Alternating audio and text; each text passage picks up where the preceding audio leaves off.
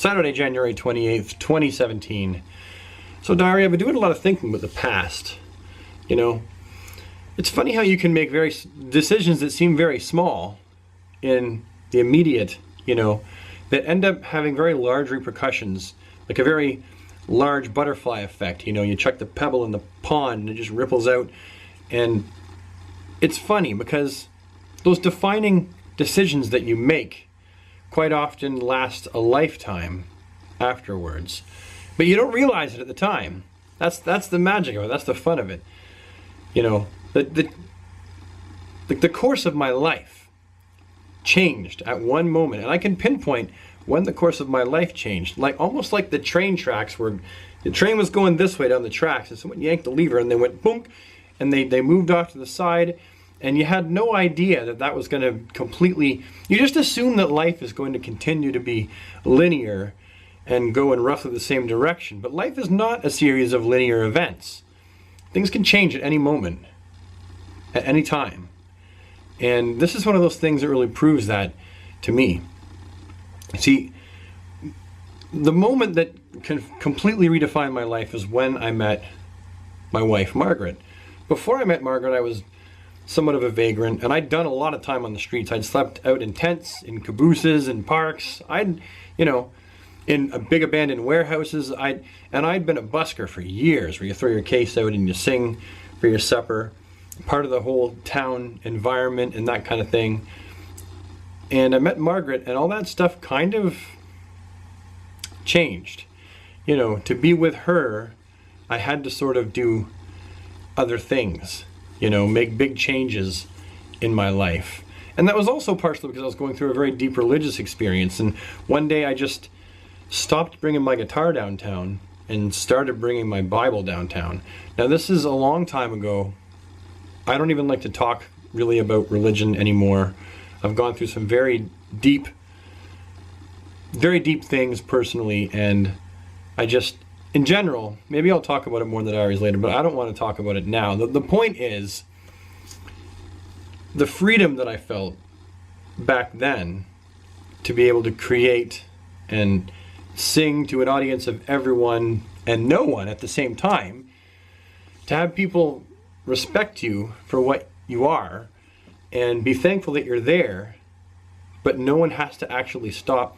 It was the most amazing lifestyle. It could be downright unnerving to be like, where's dinner coming from? Where am I sleeping? You know.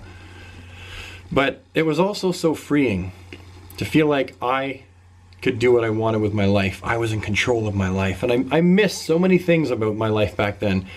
However, I don't think we're ever really in control of our life. We think we are.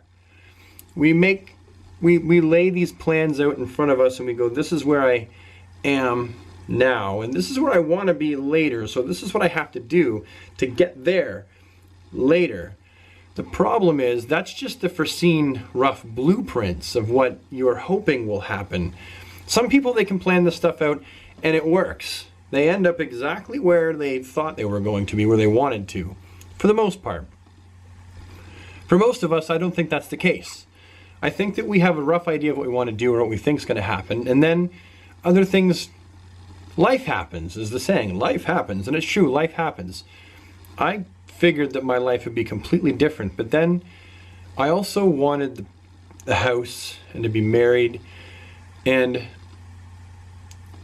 I was like, I will do the minivan thing, and the dad, like the Mr. Dad kind of thing, you know, average guy thing, if that means I can find love. Because listen, when you're pretty much a vagrant and you're busking all the time, it's not really conducive to a long-term marriage relationship with kids, let me tell you. It's just not. Most people, they kind of get their shit together and go get a job or something eventually, and they look back on those times and go, oh, I was foolish. And you know, and I look back at that and go, no, I was free back then. I spoke my mind, but I was a gentle and caring soul. You know, live and not live. That was always my mentality back then. I mean, I did a lot of LSD and mushrooms and smoked a lot of pot and drank a lot of beer back then and Did I mention I did a lot of mushrooms and LSD? Like but the freeness that I felt back then was unparalleled. Now I do feel chained down. I feel like life is such a short thing, you know?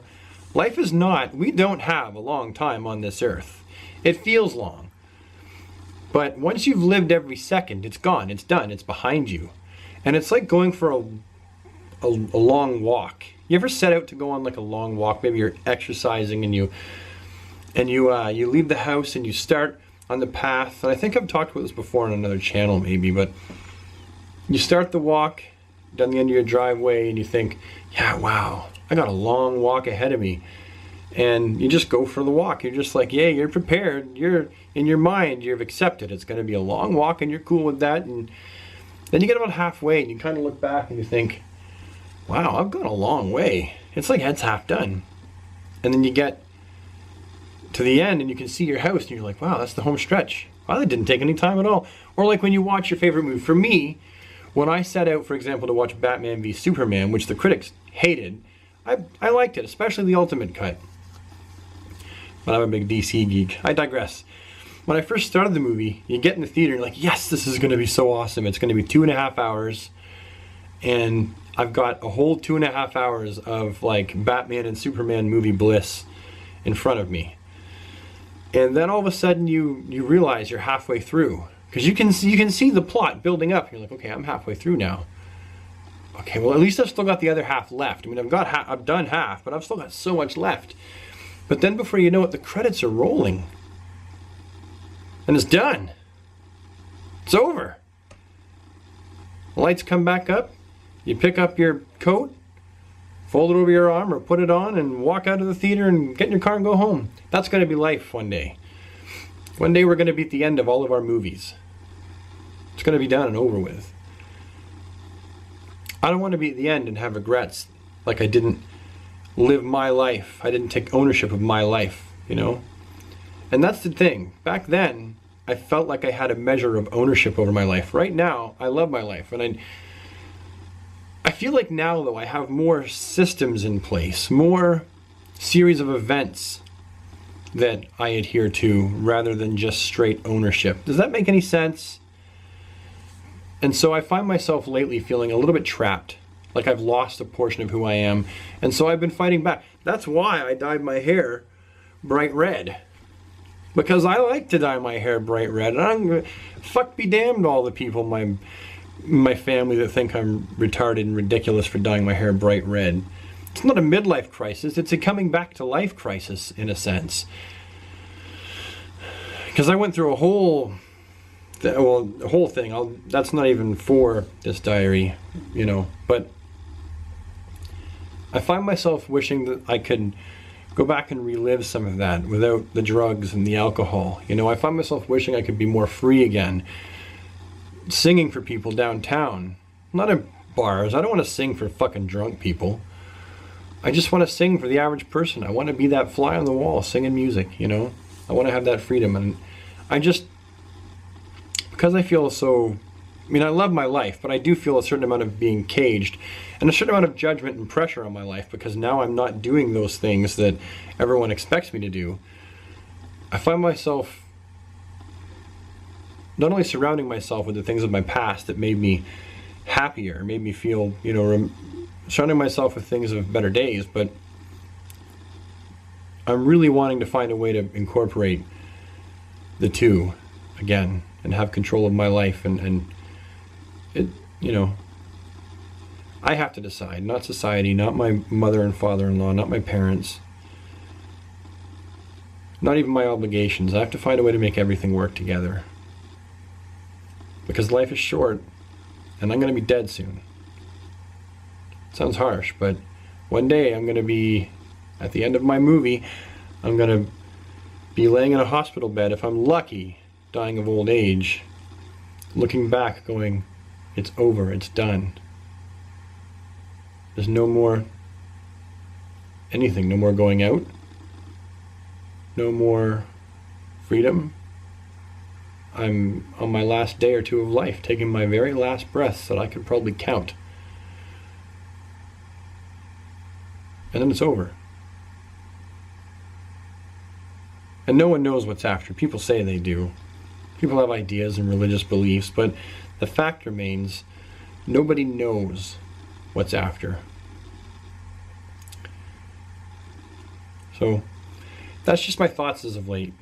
You know, I want to figure out a way to make everything work. I could do it. When I want something, I make it happen. So I've just got to think long and hard about it, like poo on the log. Winnie the Pooh on the log. Oh, God. Thanks, diary. Take this warm, deep, thoughtful moment and start talking about taking a shit on a log. Great. Anyway, diary over. Thanks for being an ear. I'll see you next time.